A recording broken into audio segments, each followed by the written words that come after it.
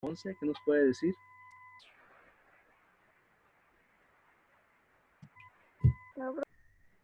Ay, ah,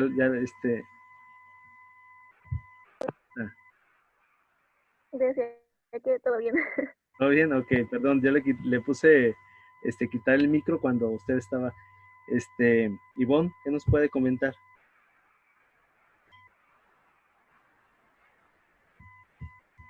De qué Pues de lo que hemos revisado, sobre todo exactamente. la sesión pasada y esta, y del cuestionario que usted, contestó.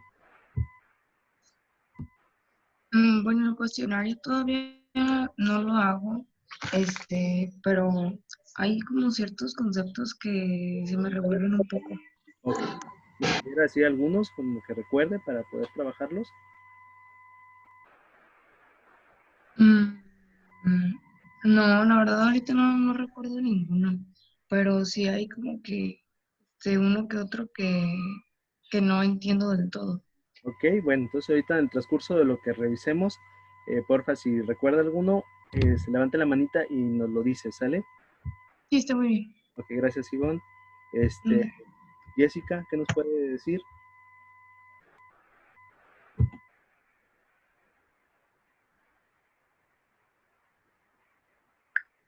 No, profesor, hasta ahorita todo bien. Sí, ok.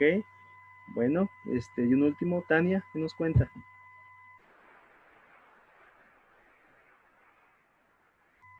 No, pues yo también, todo bien, yo ya hice las preguntas, solamente, pues la verdad no tuve como que, así dudas, no, la verdad no.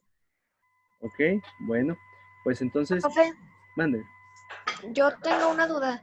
dilo. La primera clase del segundo parcial, cuando revisamos el examen, que empezó a explicar lo de los problemas de la esencia del conocimiento, esa clase no la ha subido a Zoom, perdón, no la ha subido a Moodle, ¿la va a subir o esa no?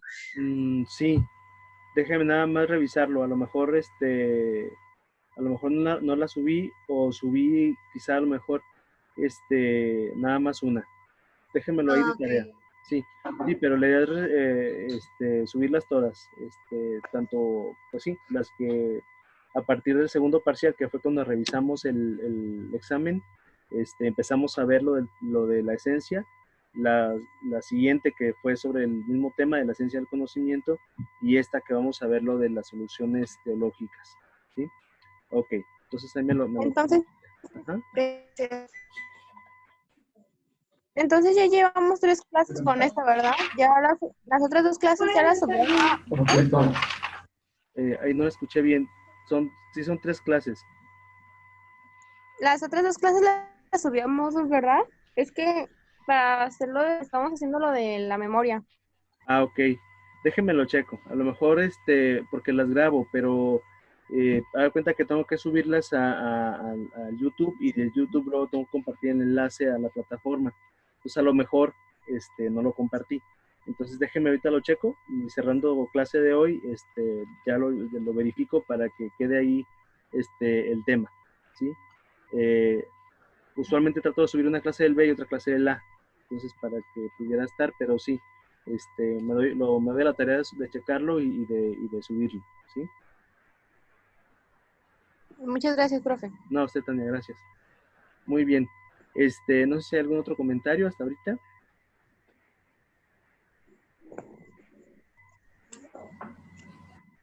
¿No?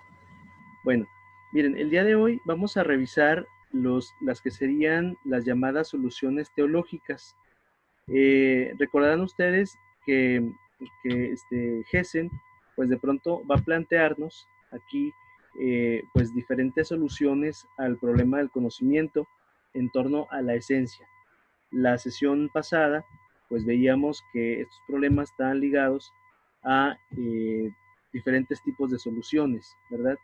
Y que estas soluciones pues eran en primera instancia soluciones premetafísicas, soluciones metafísicas y soluciones teológicas. Entonces, pues hablábamos aquí estaba, de estas soluciones, ahí está la solución premetafísica, metafísica y teológica. Entonces el día de hoy vamos a hablar acerca de la solución teológica. ¿A qué se refiere? Bueno, a brincar, lo vimos en la sesión pasada. Idealismo, y acá está. Bueno, estas son las soluciones llamadas teológicas, ¿sí? Vamos a encontrarnos dos. La primera la vamos a llamar solución monista o solución panteísta, ¿sí? Y la segunda vamos a llamarle soluciones dualistas y soluciones teístas, ¿sí? Vamos a ver a qué se refiere cada uno de estos términos y por qué es que hablamos de una solución monista panteísta o una dualista teísta, ¿sí? En la primera vamos a ver que la palabra monismo se refiere a que las cosas provienen de uno, ¿sí?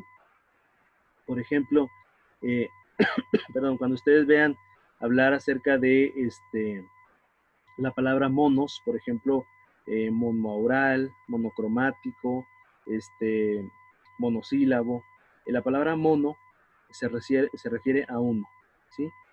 En este caso, vamos a hablar que la esencia del conocimiento, dice Gessen, también puede decirse que se encuentra fuera directamente del pensamiento del sujeto o de los objetos, sino que la esencia misma estaría, en este caso, en Dios o en algo que se asemeje a Dios, ¿no? O algo a lo que le llamemos Dios.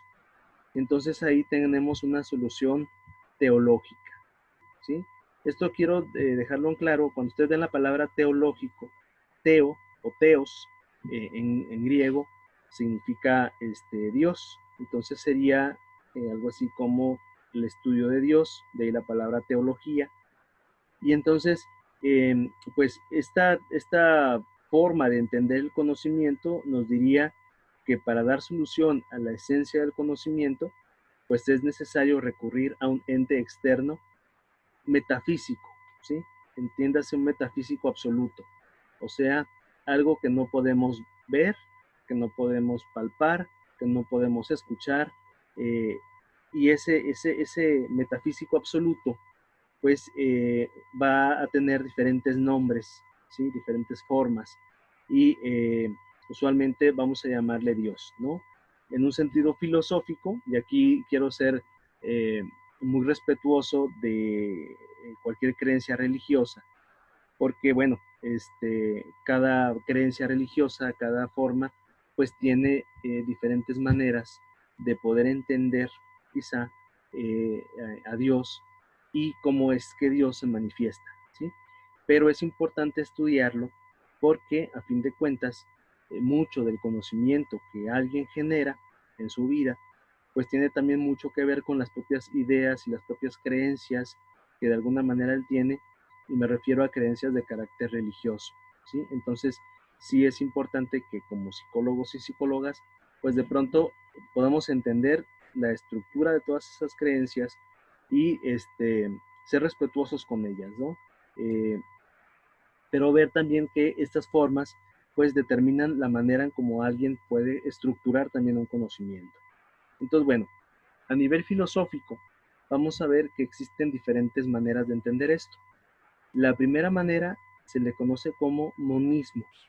Decíamos que la palabra monos es uno. Entonces pudiéramos hablar de un principio, de un ente, ¿sí?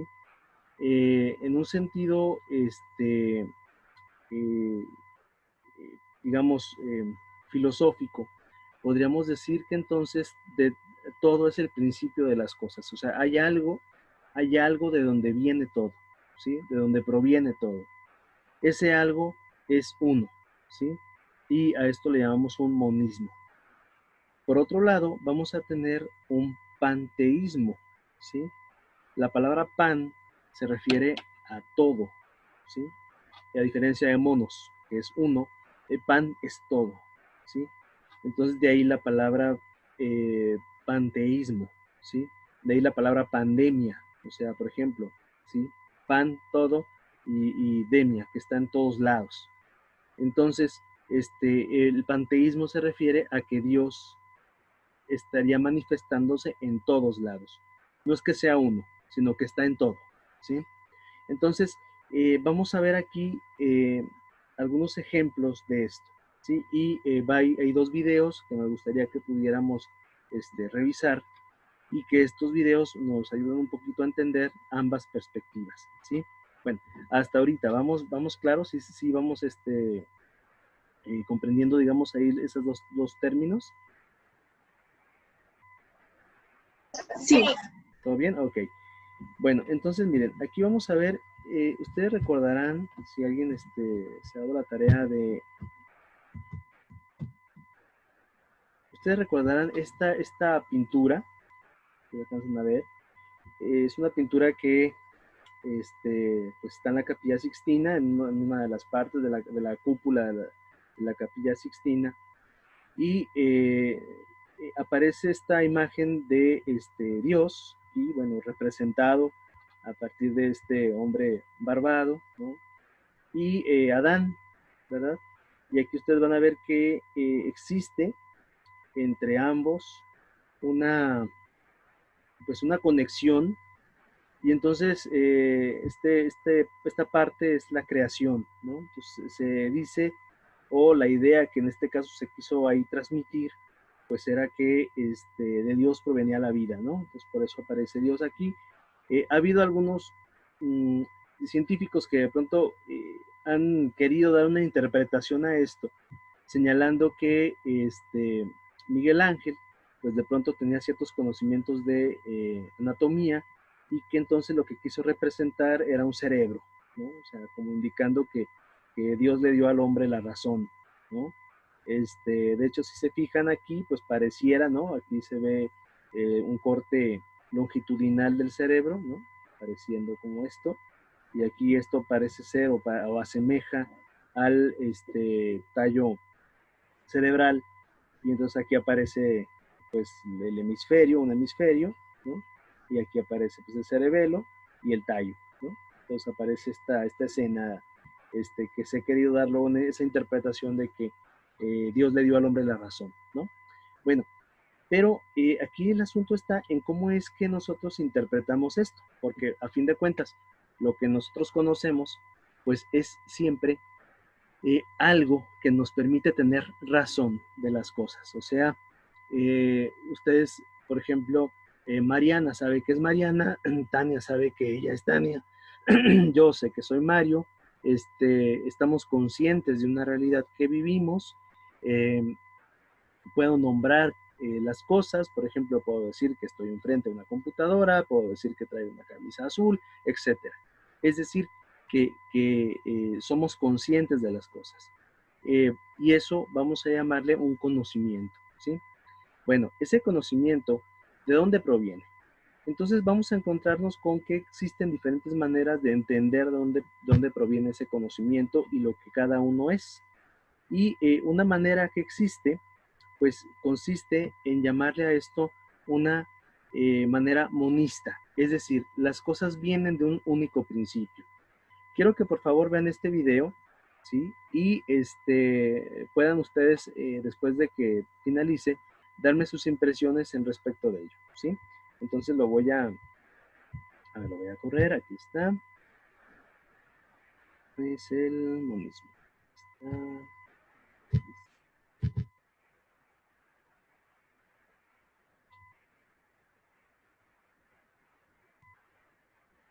A lo largo del siglo VI, VII a.C. aparece en el... Ok, no se ve, ¿verdad? No. ¿No, verdad? Ok, No, no se ve. ok, ya ver, ahí va. Mm.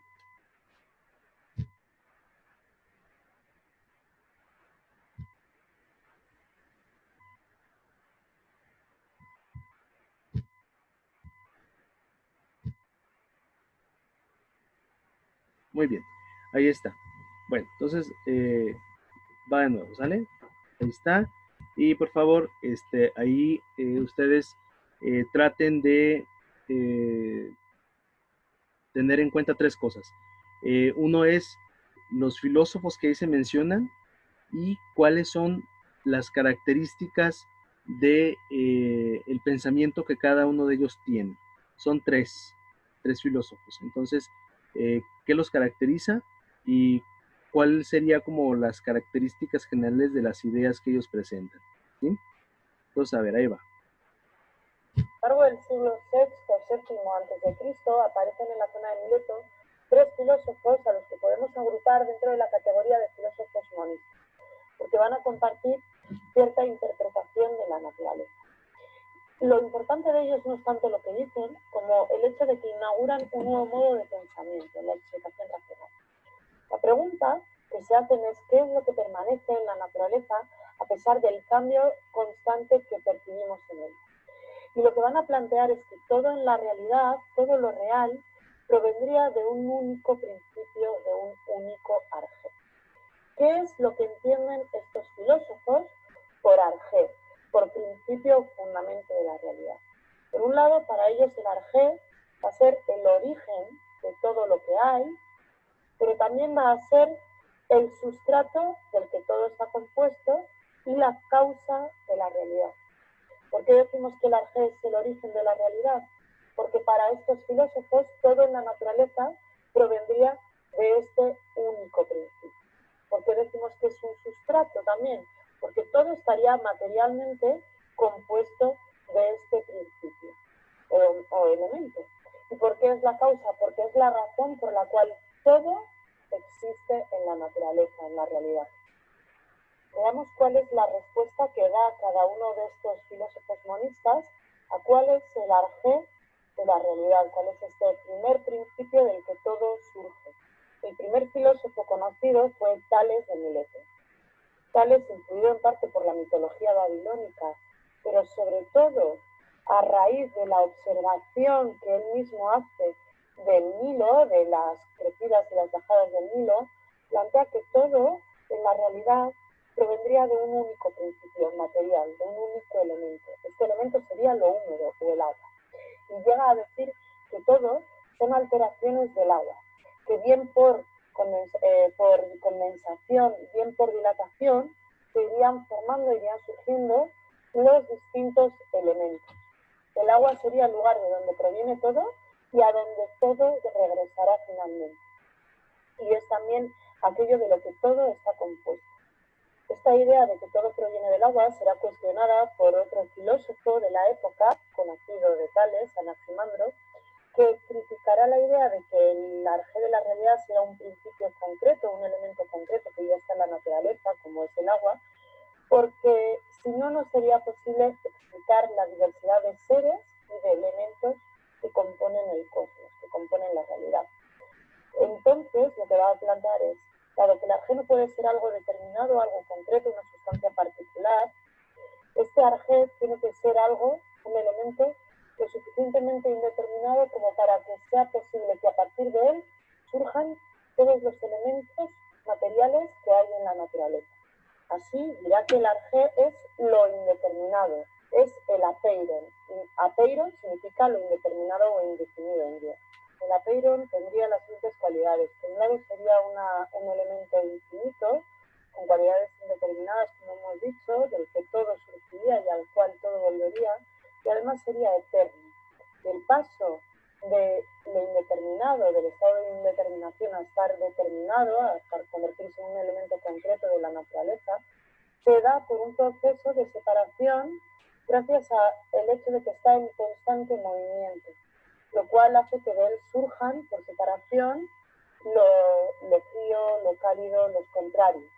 Y de estos primeros contrarios, lo frío y lo cálido, todo lo demás. El último de los filósofos monistas fue Anaxímenes. Anaxímenes, discípulo de Anaximandro, aceptó de él que el arjé de la naturaleza, de la realidad, este principio último de la realidad, del que todo surgiría, tiene que ser algo infinito, eterno y en constante movimiento, características que Anaximandro dio a la Peira. Pero sin embargo, frente a él, no podría ser algo indeterminado, sino que tiene que ser algo que ya esté en la naturaleza, que forme parte de él. Esto para él será el aire. El aire, por tanto, para Anaxímenes será el arjé de la naturaleza, de la realidad, el fundamento de la naturaleza. Y de él, del aire, surgirían todos los demás elementos gracias a dos procesos que el aire sufriría. Un proceso de condensación y otro de rarefacción, es decir, de hacerse menos denso, menos condensado. Es importante hacer notar que lo que importa de estos tres primeros acercamientos no es tanto la respuesta que dan, cuanto el modo de llegar a esa respuesta. Es un modo que se basa en la observación directa de la naturaleza, de la realidad, que no se basa en los mitos y que no se basa en la autoridad, que exige además justificación racional, fundamentalmente. Observación de la naturaleza y justificación racional. Esto es lo que nos importa, el cambio y la ruptura que supone con respecto al pensamiento mítico. Muy bien. Bueno, pues ese es el video.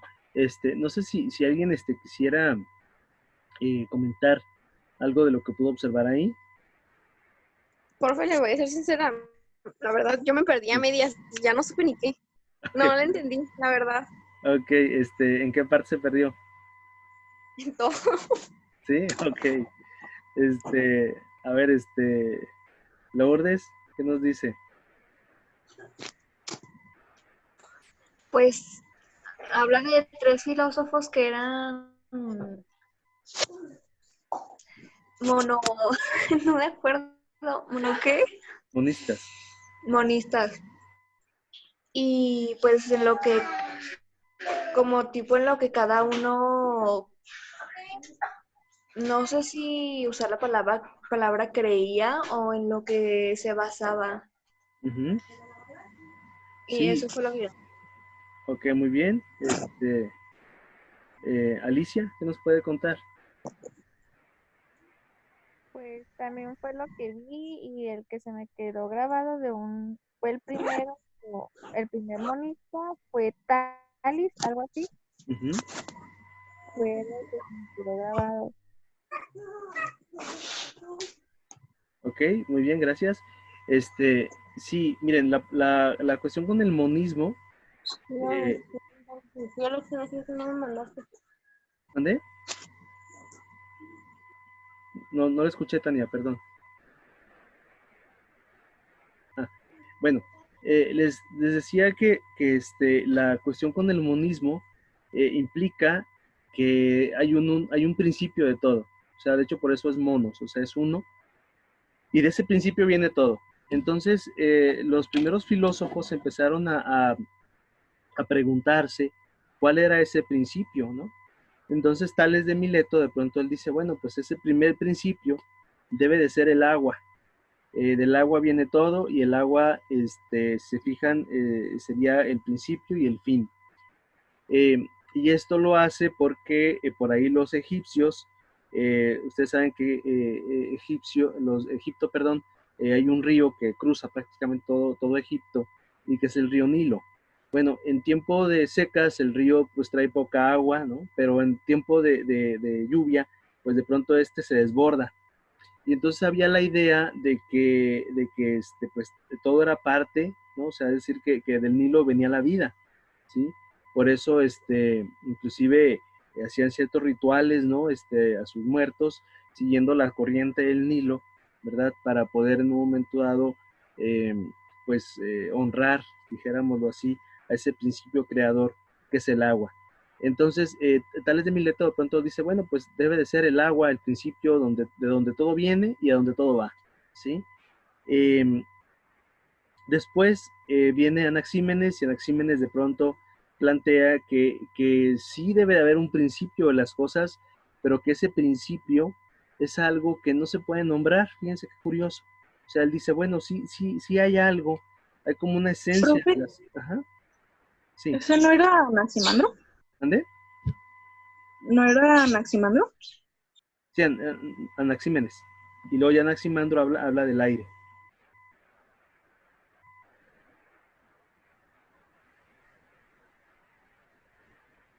Ok, gracias. ¿Sí? Y bueno, entonces, este Anaxímenes de pronto va a plantear que existe, digamos, como un indeterminado. Ese indeterminado, pues es un apeiron, ¿no? O sea, es decir, ese es algo que no se puede nombrar. Inclusive, por ahí la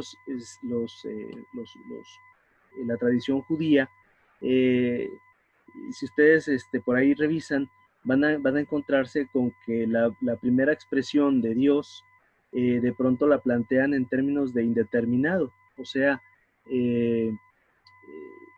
según cuenta esta historia, pues Moisés de pronto le pregunta, ¿y quién eres? ¿No? Entonces de pronto Dios le dice, pues yo soy el que soy, ¿no? Entonces no le da un nombre, ¿sí? Y aparece ahí una cuestión de una indeterminación. De hecho, tan es así que los primeros judíos empezaron a darle letras a esto. Y entonces decíamos, ¿cómo le nombramos? Entonces empezaron a hablar de letras y pusieron una Y, una W, una H, y entonces aparecería ahí Ya, y después Yahweh, Yahvé, Jehová al final. Y había como una necesidad de poderle nombrar a Dios con algún tipo de, pues sí, vaya, algún tipo de nombre.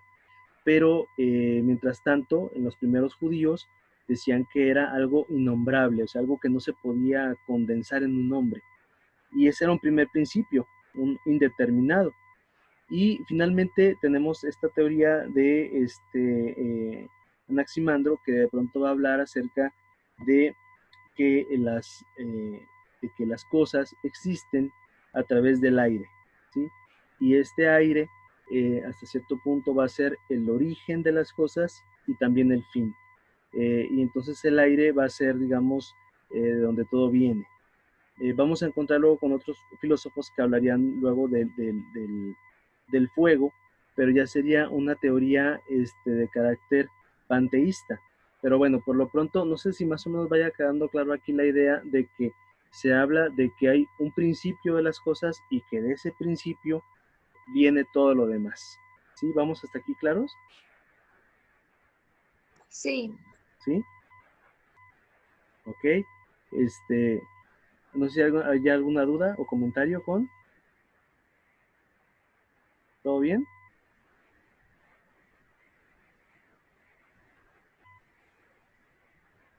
Todo bien, profe. ¿Sí? Ok. Bueno, y el siguiente video que quiero que revisen es uno, ahora que nos va a hablar acerca de la postura, bueno, no contraria, más bien es una postura diferente, no es contraria, es una postura distinta a la postura monista, ¿sí?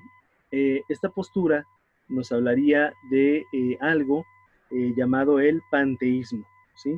La palabra pan significa todo.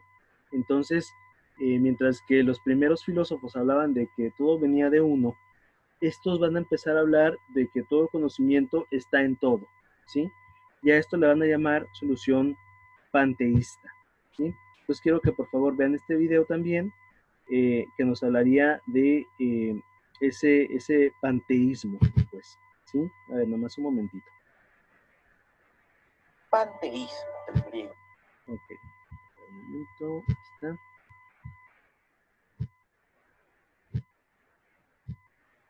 Es que tengo que compartirlo como ventana, porque si no no lo comparte. Ahí está. Ahí está. Listo, pues.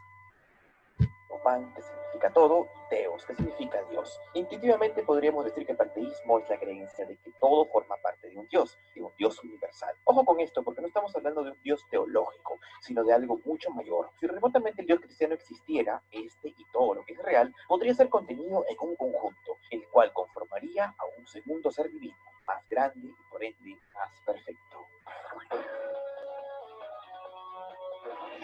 Hay que ir con cuidado con el panteísmo. El concepto no es tan fácil de entender ni de asimilar. Primero tendríamos que tener claro qué se puede entender por Dios. Y en este sentido, habría que plantear un concepto de Dios desde su acepción más pura, neutra y universal, en la cual el término es sinónimo de existencia, naturaleza, universo o lo que mejor sirve para nuestros fines, absoluto. Para entender mejor esto voy a plantear una breve reflexión personal. De cierta forma, nosotros somos los dioses de un sistema constituido por miles de millones de células, bacterias y otros microbios. La totalidad de esto da como resultado un ente muy superior a la suma de sus partes. En cierta forma, nosotros somos esos microorganismos, y aunque no sabemos qué grado de conciencia tienen de forma individual, cada uno de estos seres en conjunto tienen o tenemos, ya que estamos hablando de una persona, una visión muy superior que podría ser considerada en comparación como una forma de divinidad. Volviendo al punto, la doctrina panteísta es más antigua que la filosofía occidental y se remonta a la tradición védica, entre los años 1500 y 500 antes de la era común. Los hindúes creen que el principio divino del todo es una unidad y que la percepción de la multiplicidad es ilusoria e irreal. Para ellos, el Brahman, la idea hinduista de lo sin forma en absoluto, es la realidad detrás del velo de Maya, que es la ilusión de sentirnos separados del todo. Maya es también la diosa de las apariencias, de lo fenomenológico. Y así podríamos volver a la metáfora del cuerpo humano, donde cada microorganismo tiene conciencia de sí, sin considerar que solo existe como parte de un todo, en una forma de vida que probablemente nunca llegue a comprender. La doctrina del panteísmo es compartida también en otras religiones orientales como el budismo, el taoísmo y las religiones tradicionales de Japón y de China. Pero en Occidente se descubrió el concepto por otra vía, alejada de la interferencia religiosa. La primera pista que tenemos de esto la encontramos en Heráclito. Heráclito era un filósofo presocrático, o sea que vivió antes de Sócrates, que tenía una idea muy poderosa. Por aquel tiempo los filósofos la pasaban discutiendo de cuál era el principio de las cosas, o sea, la clásica interrogante de dónde venimos y a dónde vamos. Y mientras el bueno de Tales de Mileto había dicho que venimos del agua y Anaxímenes del aire, Heráclito había dicho que veníamos del fuego. Pero fue más allá que sus contemporáneos porque no se refería al fuego como se entiende en un sentido físico. En este caso, el principio del fuego requiere el movimiento, el cambio constante en el que se encuentra todo el mundo. No es que todos venimos del fuego y luego nos convertimos en fuego, sino que seguimos siendo fuego, lo cual condensa en la famosa frase Panta Rei, todo fluye. Lo que es en definitiva para el pensador que todos fluimos en un ciclo eterno productivo y destructivo que alimenta y mantiene vivo el universo. Fíjate qué tan potente es este pensamiento que incluso en la actualidad, en películas como Star Wars, se toma prestada esta idea, solamente que en lugar de hablar de fuego, se habla de la fuerza. De todas formas, y volviendo a la época, el panteísmo fue una idea que se abordó directa o indirectamente más adelante. Por ejemplo, filósofos como Platón, que creía que el mundo en el que vivimos es un mundo de representaciones, que es una suerte de reflejo del mundo divino de las ideas. Aunque Platón no se le puede considerar del todo panteísta, ya que el panteísmo suele cumplir con dos características. Primero, abarcar lo absoluto y luego ser inmanente. Mejor dicho, existir desde sí y para sí. Lo contrario del inmanentismo es la trascendencia. Pero esto no podría ser en este caso porque al afirmar que todo es Dios, no dejas fuera de este conjunto a ningún término. De modo que la idea de Dios es absoluta y no habría otro fin más que sí misma. Por eso mismo la doctrina panteísta a través de la historia fue perseguida por el cristianismo. Asimismo consiguieron desaparecer a varios grupos religiosos que tenían una interpretación panteísta del Dios judeo-cristiano. Sin embargo, en el siglo XVI, el panteísmo surgió del seno de la Iglesia Católica en la figura de Giordano Bruno, sacerdote, doctor en teología, astrónomo, filósofo y científico. Conocido por su modelo astronómico que superó al de Copérnico en cuanto a sus creencias, postuló una visión panteísta de la naturaleza. Giordano creía que Dios era el alma del universo, causa eficiente de todos los seres y, por tanto, que estaba presente en todo lo que existe. De modo que el fin del hombre es tomar conciencia del carácter divino de la naturaleza. Esto, por supuesto, no le gustó a la Iglesia Católica e hizo una de las cosas que solía hacer muy bien por aquel periodo. Lo excomulgaron, quemaron sus trabajos en una plaza pública, incluyendo los hallazgos científicos, y lo quemaron en la hoguera. Y bueno, para ser justos, habría que agregar que Bruno solía ser muy provocador e hizo muy poco para librarse del castigo, que aunque inmerecido, alcanzó a otros contemporáneos como a Galileo Galilei, que también fue obligado a renunciar a sus ideas y a padecer arresto domiciliario por el resto de su vida. La historia de la filosofía rescata, sin embargo, a Baruch Spinoza como el ejemplo más notable del panteísmo, y el más radical además. Spinoza retomó la idea de Parménides, donde solo hay una substancia, Dios o naturaleza. Las almas y la materia son para Spinoza aspectos del ser divino. No puede haber inmortalidad personal como sugieren los cristianos, sino una inmortalidad impersonal que consiste en hacerse uno con Dios. Las cosas materiales son finitas y son definidas por sus límites. Por ejemplo, un árbol es una forma limitada, no puede ser árbol y oveja a la vez. De hecho, el término árbol constituye una negación apocopada, que es el no ser oveja, no ser nube, no ser río y no ser todo lo demás que existe. Dice Spinoza que si hay un ser que es infinito, debe ser totalmente